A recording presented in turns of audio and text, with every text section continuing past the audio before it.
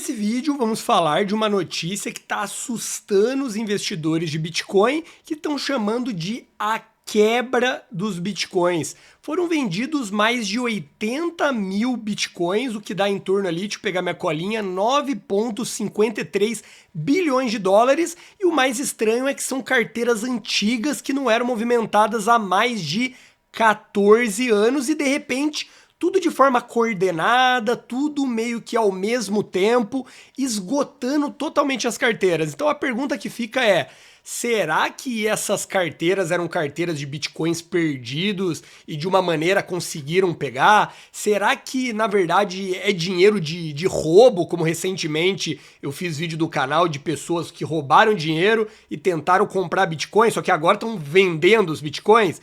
Como que isso aconteceu? Será que o blockchain é mais seguro?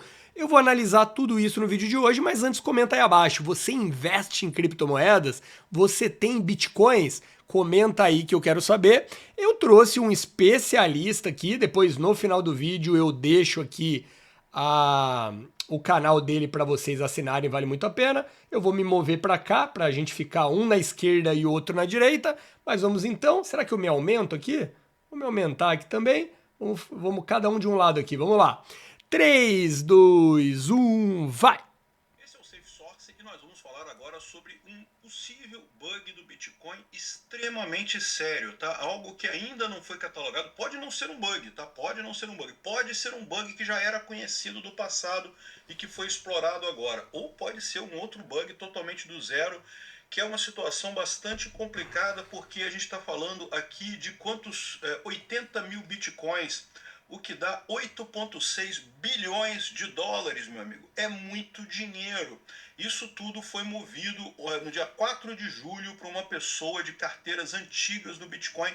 Vamos tentar entender isso daqui, porque tem um monte de aspectos nisso daqui. A pessoa que fez isso contratou uma empresa de consultoria, uma empresa de advogados financistas lá em Nova York para garantir a legitimidade dessa história toda. É muito estranha a coisa toda, tá? Porque você pode imaginar um monte de golpes, até o golpe da pessoa ser o dono original da carteira e está dizendo agora que roubou a carteira, que pegou a carteira para ele. Vamos entender. Se cair com essa história de que, na verdade, ele. Tipo assim, ele é o dono da carteira, mas de repente ele fala que não é. Nossa, dá um problema de segurança, digamos assim, porque não importa se é verdade ou não. O que importa é se o mercado acha que é verdade. E se eles acham que é verdade, que foi realmente quebrado a segurança, nossa, o Bitcoin, ó, cai muito e aí de repente o cara compra mais. Enfim, o mercado ele é muito emocional, né? E não importa se é verdade ou não. O que importa é o mercado acreditar ou não. Nesse caso aqui, essa notícia foi sugerida por Guilhermazo e várias outras pessoas. Obrigado aí ao pessoal que sugeriu notícias lá no nosso site, no safesource.com, é safesrc.com. E obrigado a você que está assistindo o nosso vídeo. Se você gosta do nosso conteúdo, por favor, deixe o seu like, se inscreva aqui no canal, né? Então tá aqui, ó, quem quebrou o Bitcoin no dia 4 de julho? Então o que eles estão falando aqui, o Bitcoin foi quebrado no dia 4 de julho. Tiraram 80 mil Bitcoins de uma carteira, na verdade de 8 carteiras, cada uma com 10 mil bitcoins, e isso pode ser o primeiro exploit real do Bitcoin, né? Na verdade não é o primeiro, porque como vocês acompanharam aqui no meu canal, tem uma série de vídeos aqui no canal em que eu exploro todos os bugs da história do Bitcoin, né? O Bitcoin teve uma série de bugs ao longo da história, coisa e tal, foram todos resolvidos, hoje em dia o sistema é muito sólido e coisa e tal, mas houve bugs no passado e ainda existem bugs de vez em quando. É que raramente são bugs do tipo você conseguir tirar dinheiro de alguém. Esse tipo de bug é um bug muito sério, né? Então, olha só, isso não foi. Uma das principais características do Bitcoin é exatamente essa, é a segurança, né? De você inclusive não saber quem que é o dono da carteira, né? Enfim. Uma baleia, isso foi uma mensagem. O timing, a precisão, as mensagens ocultas, tudo aponta para um ato deliberado que vai redefinir como a gente pensa a segurança do Bitcoin, tá? Então tá aqui, ó, as carteiras, as moedas vieram de 8 carteiras. O que é uma carteira Bitcoin? É um conjunto de chaves pública e privada, né? Chave pública e privada Você que conhece segurança da informação sabe como é que funciona. O que você criptografa com a chave pública, você decriptografa com a chave privada e vice-versa. O que você criptografa com a chave privada, você decriptografa com a chave pública, né? Então é todo o sistema de segurança, não só do Bitcoin, tá? Todo o sistema de segurança da internet, de forma geral, dos bancos modernos, tudo é baseado em criptografia assimétrica e o Bitcoin é assim. Então sempre que você tem um par de chaves, uma chave privada que é privada justamente porque só você sabe dela, então essa chave é o segredo da sua carteira, e a chave pública, que é essa todo mundo sabe, quando vai te mandar dinheiro, usa essa chave pública, né? Então, essas 8 carteiras estavam intocadas por 14 anos, ou seja, durante 14 anos ninguém mexeu nesses bitcoins. O que é estranho é que o Bitcoin, ele já nos últimos 12 meses, ele tá valorizando muito. E as pessoas que entendem de Bitcoin estão falando que é apenas o começo, com todas essas guerras, brigas de taxas, inflação, juros altos, toda essa incerteza joga a favor do Bitcoin, né? O pessoal, os países, os governos imprimindo dinheiro, gerando inflação, é bom para o Bitcoin. Por quê? Porque o Bitcoin ele é inflacionário, ele não é flacionário, ou seja, ele é desflacionário, ou seja, ele cada vez tem menos. E por ele ser cada vez ter menos, acaba que ele é valioso, é escassez. Quanto menos tem, melhor pro bem, digamos assim, porque menos pessoas vão ter. Então aí as pessoas vão querer mais. Então, mais ou menos, esse é o raciocínio. Fora que é uma moeda que ela não tem um governo, não tem um dono, não tem um país que inventou e por aí vai. Só que se tem esse cenário que está valorizando, para que vender tudo, né? E tudo de uma vez ainda. Por que não vai vendendo aos poucos, uma parte guarda e valoriza mais, aí vende mais um pouco, aí desvaloriza a compra? Não, esgotou tudo de uma vez depois de estar intocada durante 14 anos. É muito estranho, é muito orquestrado e de maneira organizada, né? Porque contratou vários advogados, né? Como bem disse aí o Peter, né? Então tá aqui, ó, baleia Bitcoin no dia 4 de julho. 8 bilhões 763 milhões de dólares foram movidos em julho, né? 4 de julho, dia da independência americana, né? Ai, podia vir um pouco pra minha carteira, hein? Agora, aqui, ó, não é apenas grande, é muito preciso. Foram 8 transações coordenadas no mesmo bloco, no mesmo momento. Então a pessoa já sabia o que ia fazer, já tinha todas as informações para fazer isso, fez imediatamente as 8 transações, tudo entrou no mesmo bloco, foi aprovado no mesmo bloco, a pessoa... Olha só, ó, tudo no mesmo dia, a mesma quantidade, olha, pelo mesmo valor, parece até bug, né? Parece até que é mentira, né? É muito, muito estranho. E olha, quando dá aquela impressão do tipo, tá acontecendo alguma coisa que você não sabe e o mercado sente isso, com certeza desvaloriza o Bitcoin. recebeu o dinheiro em seguida, né? Então, e aí? O que pode ser isso daí, né? Bom, existem várias hipóteses. Uma hipótese que você não pode descartar e que é importante manter em mente é que a pessoa era a dona desses bitcoins mesmo, né? Essa pessoa criou essas carteiras lá em 2011 e agora queria usar o dinheiro. E aí qual que foi o truque que ela usou para isso, né? A gente vai ver aqui qual é o truque. Por quê? Porque a pessoa que comprou esse dinheiro lá em 2011 comprou muito Bitcoin. Isso aqui já tinha valor. Ela gastou 54 mil dólares em 2011. Olha, ninguém gasta 54 mil dólares numa moeda que lá em 2011 ninguém nem sabia que existia direito, o que era aquele negócio, né? Mesmo quem acreditava muito em Bitcoin, tu pegar 54 mil dólares e comprar em Bitcoin, não é puxado, não. Uma coisa, tudo bem que agora valem bilhões, né? Mas assim, ganhou muito dinheiro, mas não havia essa garantia, poderia não ganhar, né? Só que o que acontece? Essa pessoa botou esse dinheiro e está parada agora. Se ela quiser sacar esse dinheiro agora, ela vai ter que pagar imposto de renda sobre isso daí. Ela teve uma renda, né? Ela ganhou dinheiro com esses bitcoins que ficaram parados esse tempo todo. Então o que a gente pode estar vendo aqui também, eu não sei, ninguém tem informação, mas o que a gente pode estar vendo aqui, na verdade, é essa mesma pessoa que já era dono dessa carteira e está fazendo um truquezinho meramente legal. Isso explicaria as transferências tão rápidas, né? Porque para pensar, se a pessoa está fazendo um mecanismo qualquer de ataque, tipicamente todo ataque tem alguma tentativa e erro, né? Você raramente consegue de primeira. Toda invasão de internet, toda coisa que você tem de invasão, sempre tem uma tentativa e erro. Você tenta isso, depois tenta isso, até que uma hora você consegue e aí você entra, né? E aqui não, ela simplesmente moveu as oito carteiras, né, para atual aqui. Ó. Mas pode ser que seja uma falha realmente. Por que pode ser que seja uma falha? Essas carteiras são muito antigas, né? O formato P2PKH, que é o primeiro formato de carteira do Bitcoin, que começa com o número 1. Esse formato de endereço é ruim? Não, não é ruim. Ele é bom, ele funciona muito bem, tanto quanto os atuais. O único problema é que naquela época, como o Bitcoin estava começando, ninguém levava muito a sério o Bitcoin. Ninguém chegou a pensar que o Bitcoin realmente teria valor. Era mais uma experiência de laboratório.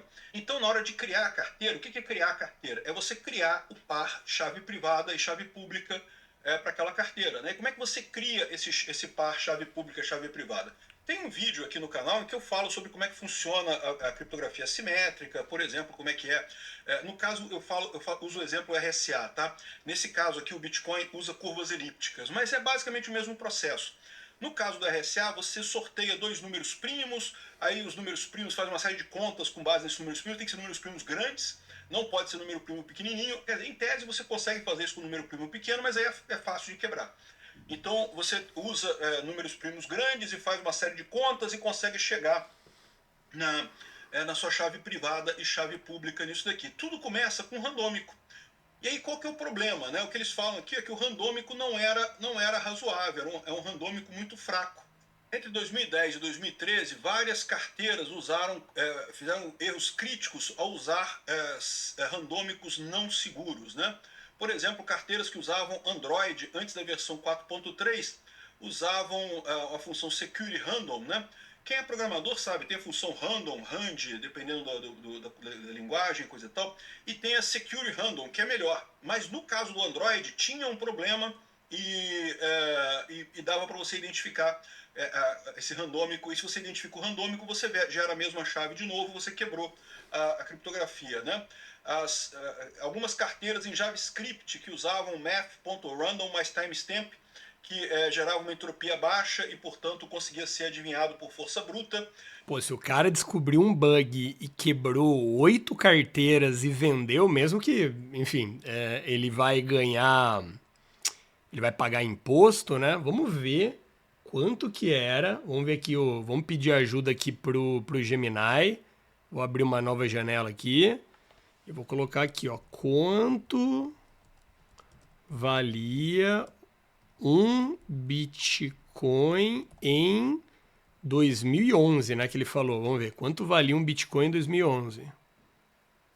Vamos ver aqui.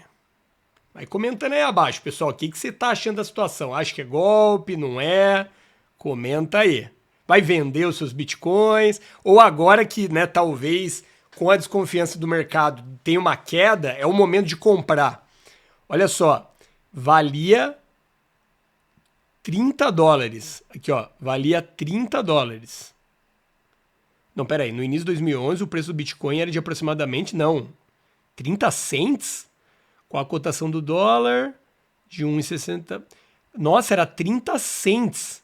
30 cents. E agora em 2025, vamos ver aqui, e em 2025. Poderia perguntar pro Google, né? Se bem que eu tô perguntando pro Google, né? Porque o Gemini vai buscar no Google, né? Então valia 30 cents. E agora em 2025 vale 660. Não, aí é em dólar que eu quero. Cadê? Não, mas me dê o valor de um Bitcoin em dólar. Tá, agora vamos ver aqui. Passou recentemente de 100 mil, né? Ó, 117. Ou seja, era 30 cents e agora é 117 mil. Ou seja, imagina. Meu Deus do céu. Vamos ver agora uma pergunta, vai. Se eu comprasse 80 mil Bitcoins em 2011 por 30 cents, né? Por 30 cents, quanto eu teria agora em 2025? Então, quanto eu investi em 2011 e quanto eu teria agora em 2025. Ou seja, quanto que me custou 80 mil bitcoins em 2011 a 0,30 cents e quanto que eu tenho agora em 2025. Olha só. Então, ele teria investido 24 mil dólares, né, 24 mil dólares em 2011 para conseguir esses 80 mil bitcoins. E aí agora ele tem, segundo o Gemini, 9,4 bilhões de dólares. Então, ele investiu apenas 24 mil dólares e tá com 9,4 bilhões. Bom, bom demais. Agora tem que ver quanto que ele vai pagar de imposto, mas dane-se, se pagar 20%, 30% de imposto, o que que importa isso, né? Vamos voltar aqui. Nossa, até passei mal aqui. Carteiras de papel que também usavam, eram geradas por navegador e com isso também geravam entropia fraca e coisa e tal. Então, tudo isso daqui eram problemas que inclusive já foram identificados no Bitcoin e não se usa mais esse tipo de coisa. Não é problema do Bitcoin em si, é o problema da criação da chave do Bitcoin, né? Hoje em dia, algumas ferramentas conseguem quebrar, escanear, verificar milhões de chaves por segundo, né? Se você tem só 2 elevado a 32 a 2 elevado a 64 possibilidades, isso é trivial, isso é rodar em minutos na sua máquina, né? Então, ou seja, isso pode ter sido isso. Agora, eu ainda acho que foi a primeira coisa, tá? Eu acho que foi o dono das carteiras que moveu esse dinheiro mesmo. Tá? Para mim parece muito claro. Por quê? Porque as 10 carteiras foram criadas pela mesma pessoa no mesmo tempo e botou 10k em cada uma. Então a pessoa, lá naquela época, dava importância para o Bitcoin, pegou 54 mil dólares, é dinheiro, botou 10 mil Bitcoins em cada carteira. Uma delas tem um pouquinho mais, 10. Não sei que cálculo que ele fez, né? Mas ali deu 20 e poucos mil dólares, não 54 mil, né? Enfim. 009 aqui, enfim, e aí esse pessoal guardou, deixou parado esse tempo todo, né? Então, eles estão falando aqui que pode ser o randômico, pode ser algum outro problema, mas aí tem... E haja disciplina, né? Porque teve muitas épocas que caiu demais o Bitcoin. Então derreteu o dinheiro dele, aí subiu, aí derreteu pra caramba de novo, aí subiu mais, derreteu de novo, aí subiu mais. Enfim, tipo, comprou e esqueceu lá, né?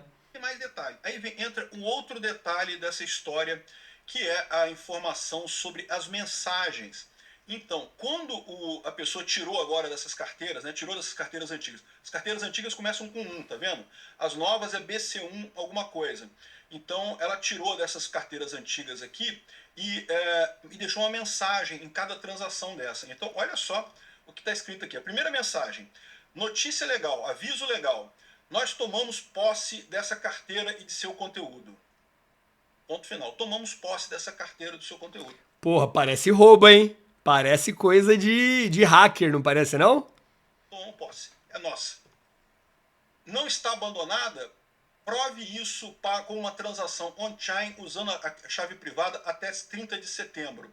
Ou seja, o cara está dizendo o seguinte, ele está querendo usar a lei lá nos Estados Unidos, que se você achar alguma coisa nos Estados Unidos, isso não é roubo. Você achou a coisa, é sua, é seu. Você achou. Então, por exemplo, se a pessoa perdeu a chave, tá abandonada. E se tá abandonada, você pode pegar. Então, tipo assim, imagina que ele tá falando, exatamente, né? Mesmo que seja dele. Mas se talvez não for dele, né? Talvez, né? Esse talvez já arrebenta o mercado. Já arrebenta o mercado. Porque se o cara pode pegar algo que tá abandonado, tudo bem, aí os Estados Unidos vai falar que tudo bem, né? Porque tá abandonado, mas ele pode usar a mesma tecnologia para pegar o seu Bitcoin. Aí que complica, né? O dinheiro é seu. Mas você tem que avisar o mundo e dar um prazo de 90 dias para um eventual dono reclamar aquela coisa. Se em 90 dias alguém reclamar e provar que a coisa é dele, então você tem que entregar a coisa para ele. Senão é... Por isso que ele colocou os advogados, porque imagina só, ele descobriu que dá pra, tipo, pegar carteiras que o pessoal no movimento que perdeu a senha, por exemplo. Aí ele descobriu isso. Aí ele avisa, né, contrata os advogados, avisa que vai tomar posse, porque tá abandonada, dá o prazo legal, e se ninguém reclamar, e não vai reclamar porque não tem a senha, né, enfim, aí acabou. Tá abandonada, é minha. Teve gente que se matou, né, inclusive, né. Então, se não falar, é meu. Nossa, que golpe perfeito. Dá pra acreditar nisso.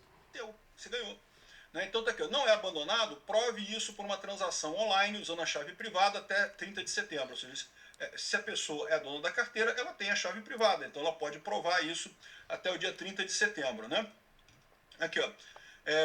Aviso para o proprietário. Veja o site solomonbros.com/ownernotice. Aí tá aqui, ó, esse site aqui. Ó, o cara fez uma coisa aqui, Solomon Brothers, segundo eles estão dizendo aqui, ó, tem um about deles aqui, ó. Solomon Brothers é um conselho financeiro e legal em Nova York que representa um cliente que identificou que algumas carteiras que parecem estão abandonadas e são em risco de serem atacadas por um ator ruim no presente ou no futuro. Devido à privacidade, à política de privacidade, nós não diremos quem é esse cliente da empresa. O cliente tomou atos, né, tomou passos para notificar os donos das carteiras e parece que na semana passada alguns dessas carteiras notaram um aviso colocado nas carteiras movendo esses ativos para outras carteiras. Nosso cliente jamais tomaria alguma ação que vá impactar de forma adversa o mercado cripto e está investido no sucesso e no futuro das criptomoedas. Né? Nossa, que cara de golpe. Isso aí tem. Nossa, tem cara de roteiro de filme, velho. Nossa. Então o que ele está dizendo, ó, eu não vou torrar esse dinheiro todo de uma vez só, não estou querendo quebrar o Bitcoin, não é nada disso. Né? De fato, fazendo essa ação por sua própria conta, o cliente está criando uma oportunidade para os proprietários dessas carteiras que de outra forma não teriam nada. O que está querendo dizer? As carteiras têm fragilidade de segurança. Se você não fizesse nada, alguém ia acabar roubando esse dinheiro, não se sabe quem, então eu roubei primeiro, tomei posse. Primeiro, se você provar que é seu, eu te entrego. Eu não vou ficar com isso não, eu te entrego. Né? E existem problemas de segurança, não sei o que lá, com carteiras abandonadas, e tipicamente essas carteiras são abandonadas pelos proprietários quando tem uma situação de perderem a chave privada e, consequentemente, uma carteira sem a chave é praticamente sem valor. A única coisa que é estranho é do tipo assim, se ele pegasse, né, realmente carteiras que, tipo, as pessoas perderam a senha, por exemplo. Então ele deixou a mensagem lá, a pessoa não vai conseguir movimentar porque não tem a senha, tudo bem. Mas todas iam ter exatamente os mesmos valores? Essa que é a questão. Por que todas estavam com 10 mil e não tinha movimentação nenhuma, entendeu? Aqui uma outra coisa. O que ele pode estar dizendo aqui é que ele identificou uma maneira de recuperar as carteiras perdidas antigas. Tá? Isso daqui é um serviço que vai ter muita gente que vai querer, porque tem gente que diz que tinha tantos bitcoins, não sei o que lá, no computador e jogou o HD fora e não sei o que lá, né? Certamente se ele vender esse serviço. Enfim, aqui, ó, o cliente não tem interesse em reclamar carteiras que não estejam de fato abandonadas. Então, aqueles que tiverem a chave privada podem facilmente sinalizar que a chave não está perdida e, portanto, essa carteira não foi abandonada, apenas mandando uma transação mínima e movimentando o conteúdo para uma nova carteira. Então, aí ele fala aqui em algum momento aqui, ó, aqui ele fala aqui, ó, isso é um aviso legal postado em acordância com a lei aplicável que dá a oportunidade para o proprietário de reclamar propriedade de outra forma qualificada como perdida ou abandonada. O proprietário tem que ter um prazo de 90 dias para responder esse aviso.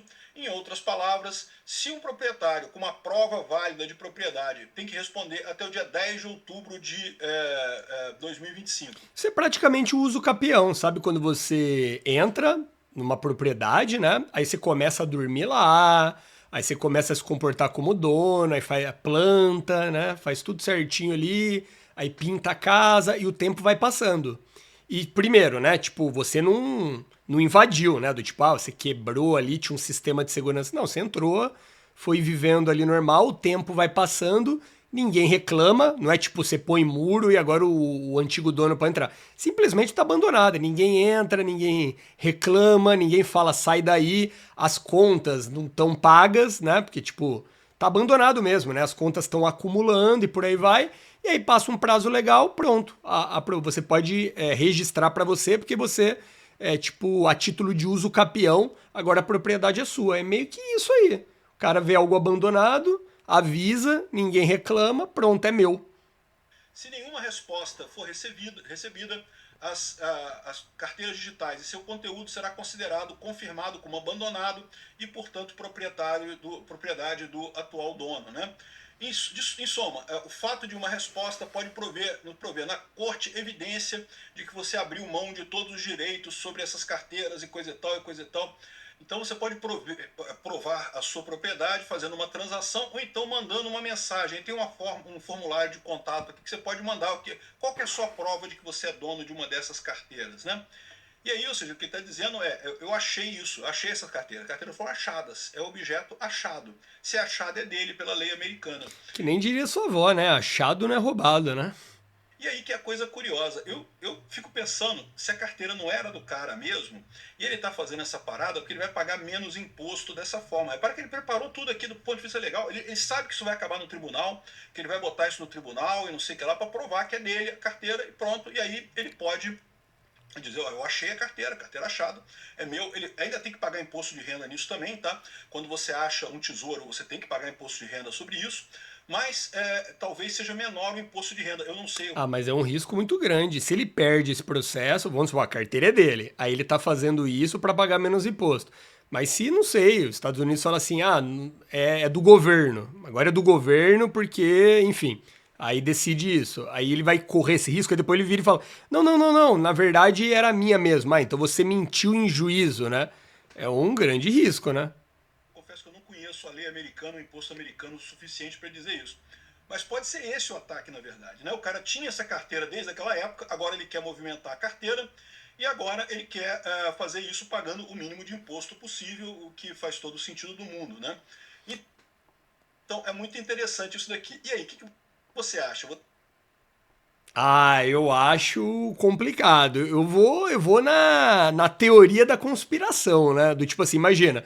Primeiro, ele achou, de alguma maneira, ele tem ali o conhecimento pra pegar de volta. Nossa, ele pode pegar várias carteiras. Se a lei permite que achado não é roubado, só precisa notificar e por aí vai, ele pode achar um monte de carteira. Então ele já ganha essa grana, paga menos imposto. Além disso, também ele pode vender esse serviço, né? Do tipo, a pessoa perdeu a senha, ele recupera. Então quem não reclamar é dele. Se reclamarem, aí ele faz o serviço.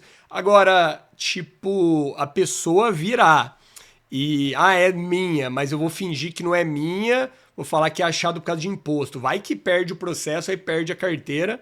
Eu acho complicado, mas enfim, comenta aí abaixo. Você investe em criptomoeda? Você acha que o cara quebrou o sistema de segurança da blockchain do Bitcoin? Comenta aí que eu quero saber. Vou deixar aqui alguns vídeos desse tema de tecnologia, inteligência artificial e por aí vai, tá bom? Vejo vocês nesses vídeos. Até logo!